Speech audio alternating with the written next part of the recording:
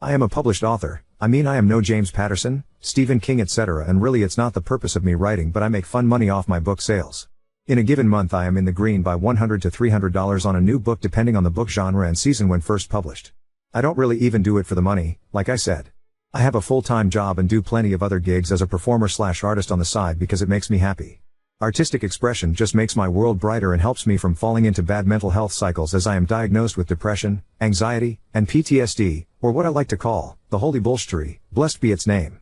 I started writing as a kid because I am dyslexic, like ever see a person when you spell a weirdly spelt word and they look like they want to jump into oncoming traffic? I'm worse. Don't give me verbal directions, FFS, text it. Point. Anything. The second my mental word is required to need to know too many words at any given time, I panic. I have tried every class, app, TikTok life hack, it's not my strength. I am good at other things like coding or planning events, etc. I have other strengths. So I just do my best and keep swimming like a dyslexic dory. That said, I was teased and bullied relentlessly all through childhood, a lot growing up, and labeled a dunce, so the trauma lives. For an example, I was in my local paper, small town, for an event at school. I was like second grade at the oldest. I made a whole imaginary town out of recycled materials and had a story with it as my end-of-year project. I worked on it for literal months, even figuring out how to make it foldable so it's easier to travel with it in my grandfather's minivan. My story had 10 chapters and was handwritten in my messy kid handwriting. I had a teacher, Miss Smith. That's her real name, because F that woman and it's common enough. She said my project was low class, but I guess I shouldn't expect much from you, and she walked off. Her son, my classmate, stomped my project to oblivion. He smashed my Play-Doh figurines of the people and pets, and as if that was not enough, he pointed and laughed at me when I cried. He then put copies of the article with my picture but added a dunce hat and laughing faces in the school, lunchroom, homeroom, etc. I mean, the guy could cure cancer if he used that determination on it. I will give him that. If you're reading this, Tyler, F you in particular, and may your socks always be just a little damp. I was unlucky enough that when I moved, Tyler's mom happened to as well, so guess who had the privilege of that GEMS company for 3 grades? Tyler shoved me lockers in the 4th grade. He called me dumb every day.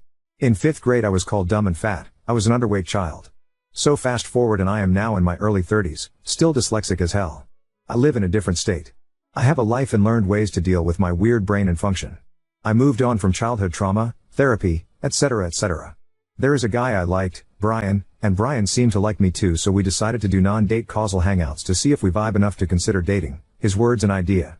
We hung out one-on-one for several instances, but once he was super late, so I had my laptop out. He saw me when he arrived and asked what I was doing, and I sheepishly responded I was working on my next book. He inquired more and I told him I published my first when I was 17 and have published at least one every year since then, and told him of Ms. Smith and Tyler and more horror stories I won't get into as this is now a novel itself, lol, but that it spurred me to prove them wrong and beat this weird stereotype that neurodivergent folk are dumb, etc. He asked to read it, and I said no.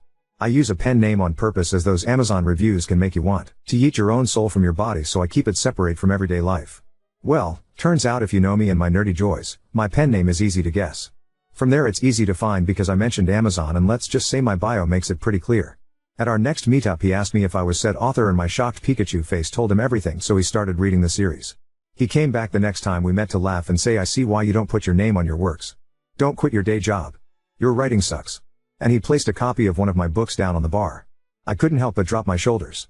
He was laughing and talking, not seeing my expression, and kept saying how he wasted hours of his life in FFS. Someone take my laptop, as it might be a lethal weapon meant to kill us all with boredom. Turns out he's not into mysteries or fantasy.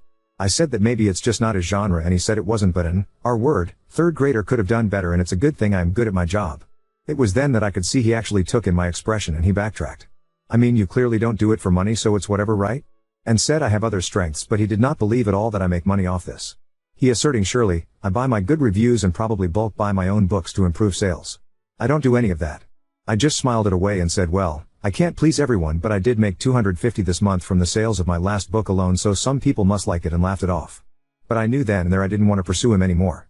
When he texted to see if I planned our next hangout, I was honest and texted back that I wasn't interested, and said that while I can take a note or any criticism, the way he went about it was hurtful, and I don't want to be with someone who treats me that way for a hobby, that we are different people but I would like to remain friends, as otherwise we get on well, but nothing more.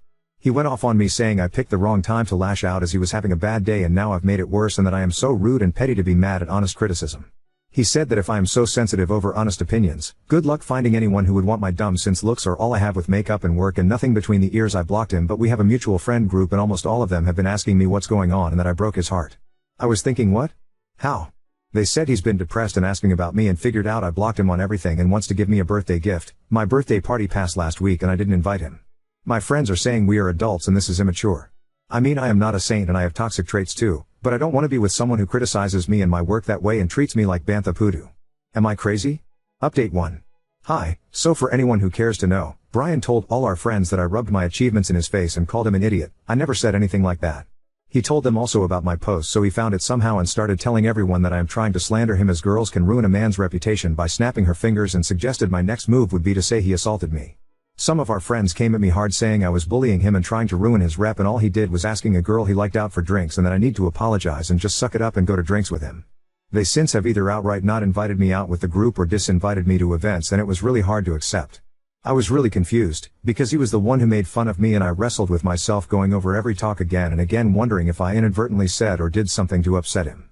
It wasn't until I checked our text and message history that it occurred to me to send the screenshots, as he called me a moron, and then when I rejected him he called me fat, desperate, and stupid. And there were more such messages after he found my book series. So I took screenshots and sent it to my friends and they were shocked. Apparently, according to Brian, my outwardly sweet demeanor hides my judgmental and cruel side, and that I strung him along and called him a loser when I told him I wasn't interested in dating him. I even pettily went back before all of this and screenshot some of his rude or mean texts he made.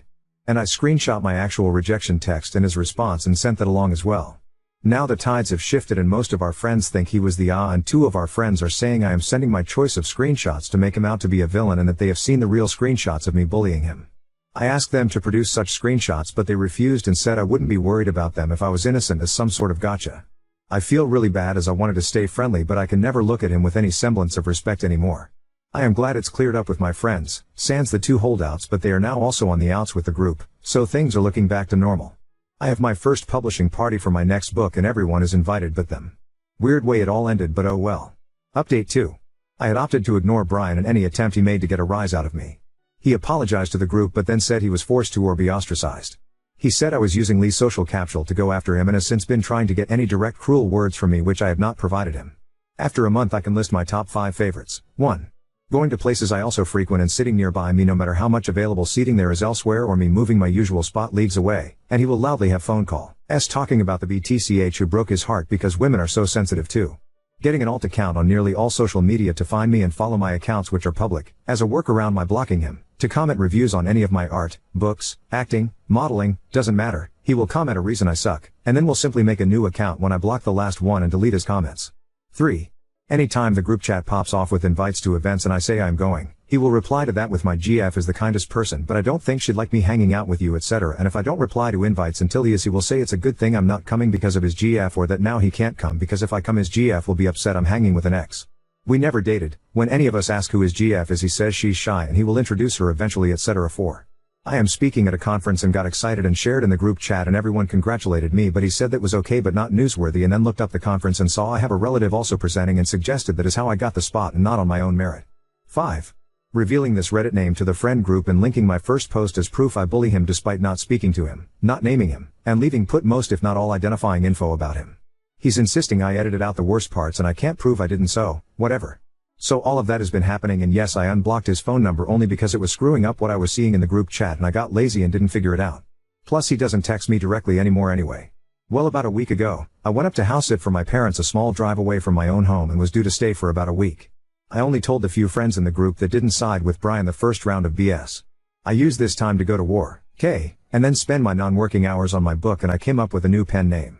I decided to revamp the whole fictional universe I created and was excited after I designed the cover for my first next book. I shared it with all in the group but him and his 2 flying monkeys, but he found out about it anyway and flipped out in the group chat saying I was trying to show off again and that I was trying to steal his spotlight, as we all know damn well he is publishing his first book on Amazon this summer, and me publishing mine at the same time with my fancy cover etc. was just another form of bullying. He akined it to if in war white at his wedding. I have to honest here. I had enough. I put up with this behavior for months now. So I flat out said he never mentioned a book to me, and shared a screenshot of calling writing the profession for the R word, but unlike sharing the screenshot before, I didn't blank out the word. What a difference a word can make. Apparently the friend group thought the word I blanked out were milder and not slurs, and we as a group are quite diverse on every spectrum save maybe politics. So they dogged him for using a slur, and he said that he's autistic and he can use that word just like I am black and can say the N word except he typed the full word. I said right, so I'm done with this. And left the chat. I didn't argue or do anything other than leave the chat. I was working at the time and put the phone down like that's enough humaning for today and went about my business.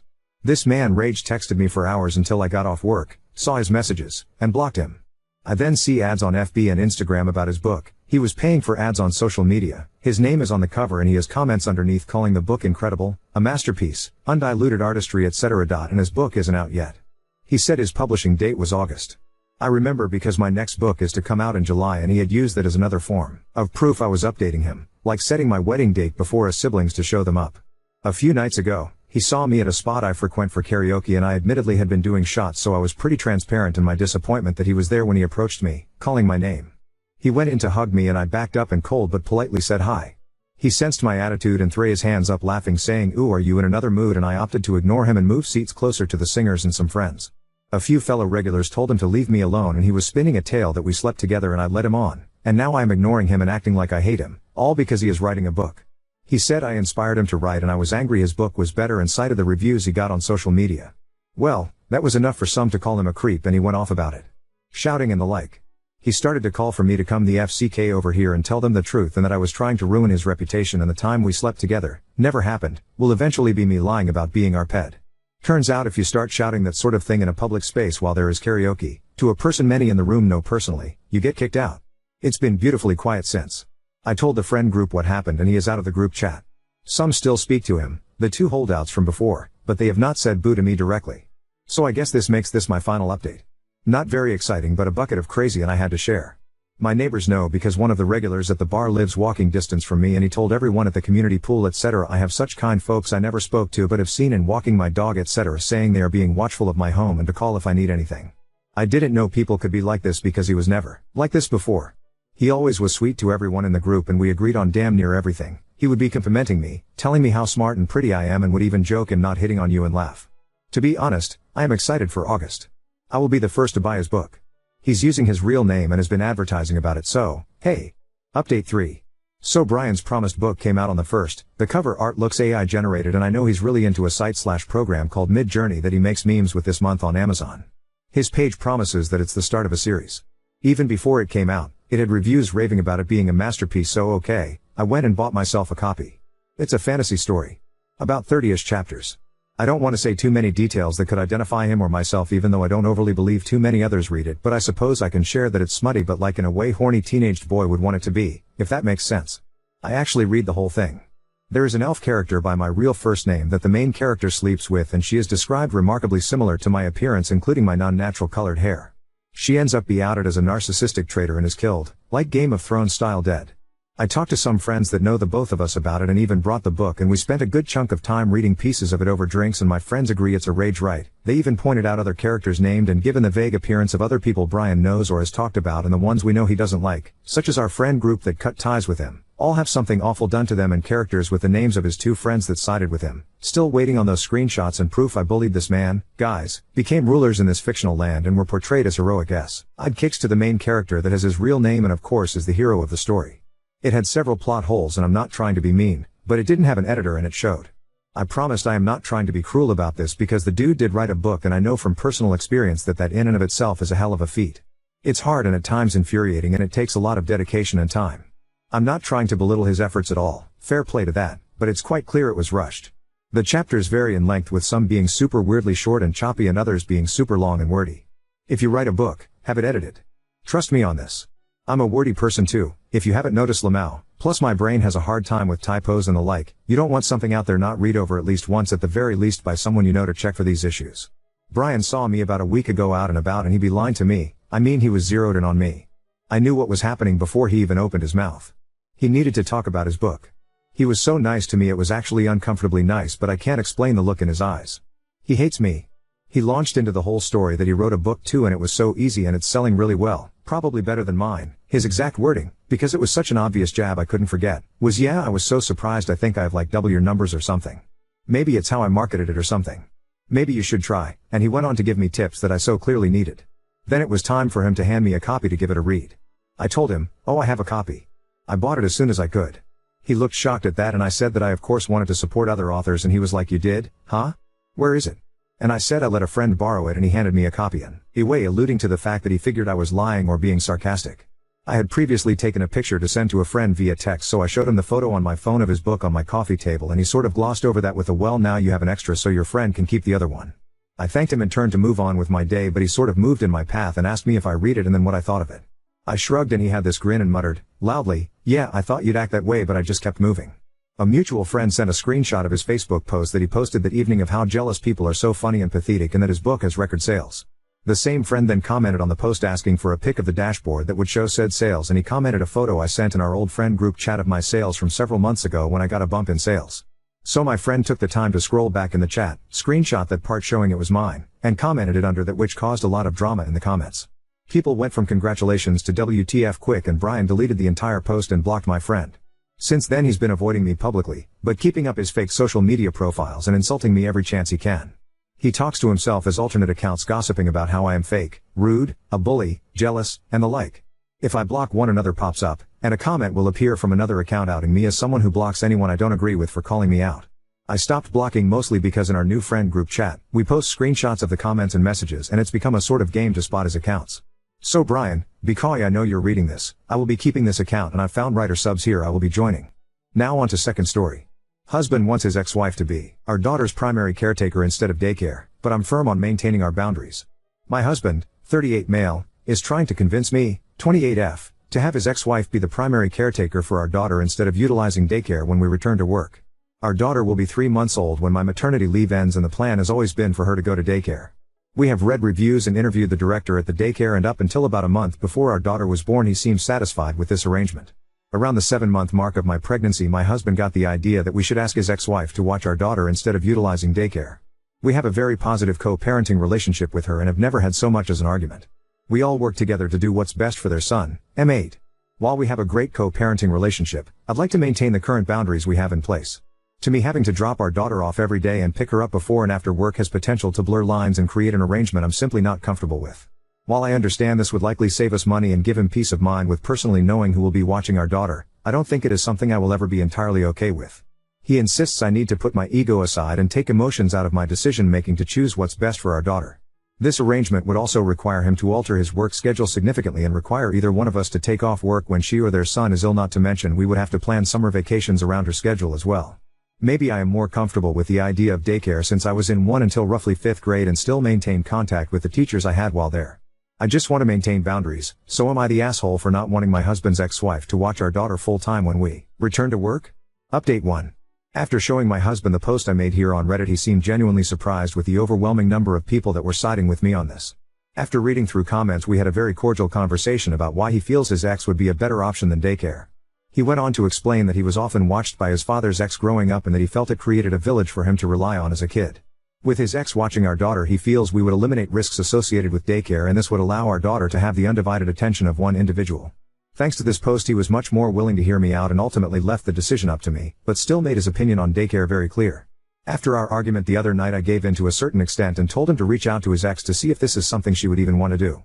While she wasn't opposed to it, she wasn't necessarily jumping at the opportunity either. She seemed indifferent and more like the money would be beneficial, but wasn't going to be offended if we chose daycare at the end of the day. I have stood my ground throughout this and made it clear I'd like to maintain our current co-parenting dynamic and avoid putting ourselves in a position where we could jeopardize the relationship.